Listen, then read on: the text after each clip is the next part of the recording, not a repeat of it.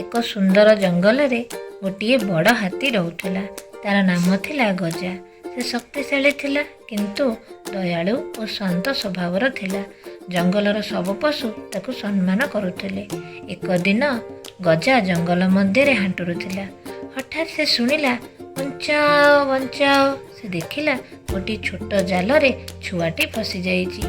ଗଜା ତାର ଦୀର୍ଘ ଶୁଣ୍ଢ ଦେଇ ସେ ଜାଲ ଖୋଲି ଛୁଆକୁ ମୁକ୍ତ କଲା। ଛୁଆ ଖୁସି ହୋଇ କହିଲା, ଧନ୍ୟବାଦ ଗଜା ଭାଇ, ମୁଁ ଏବେ ତୋର ମିତ୍ର। ଗଜା ହସିଲା ଏବଂ କହିଲା, ସାହାଯ୍ୟ କରିବା ମୋର ଦାୟିତ୍ୱ। କିଛି ଦିନ ପରେ ଜଙ୍ଗଲକୁ ଶିକାରୀମାନେ ଆସିଲେ। ସେମାନେ ଗଜାକୁ ଜାଲରେ ଫସାଇ ଦେଲେ।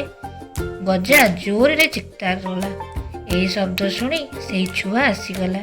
ତାର ସାଥୀମାନଙ୍କୁ ନେଇ ସେ ଜାଲ କାଟିଦେଲା ଏବଂ ଗଜାକୁ ମୁକ୍ତ କଲା। ଗଜା ଖୁସିରେ ଆଲିଙ୍ଗନ କଲା ଏବଂ କହିଲା, ତୁମେ ଛୋଟ କିନ୍ତୁ ମନ ବଡ଼। ଆଜି ତୁମେ ମୋ ଜୀବନ ବଞ୍ଚାଇଲ।